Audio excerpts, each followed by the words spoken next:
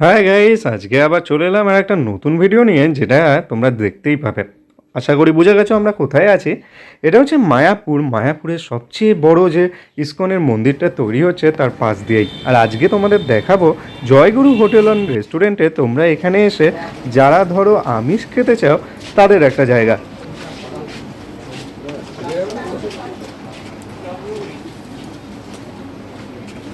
যারা ধরো একদিনের জন্য এসেছো বা ১ বা ১.৫ দিন, তারা এখানে এসে অনায়াসে তোমরা আমিষের একটা থালি নিতেই পারো। এখানে চিকেন, মটন দুটোই পাবে। তাছাড়া ভেজ থালিতে মানে যে থালি নাও, এই ভেজ থালিটা কমন, যেখানে ডাল, ভাত, তরকারি, লেবু, লঙ্কা, পেঁয়াজ তো থাকবেই। আর তার সাথে দুটো তরকারি থাকে এখানে। আর আলু ভাজা, আলু চোখা এটাও তোমরা পেয়ে যাবে। আর তার সাথে তোমরা যেটা পছন্দ করো, মানে মটন হলে মটন, চিকেন হলে চিকেন, তো যে কোনো একটা তোমরা নিতে পারো। তো আমরা নিয়েছিলাম মটন থালি। মিনিকেট চালের ভাত দিয়ে মটনের এই যে ঝোল, সেটা কিন্তু খুব ভালো লাগছিল।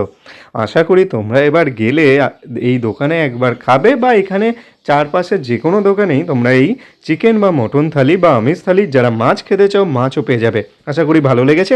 যদি প্রথমবার দেখো, সাবস্ক্রাইব করে দিও।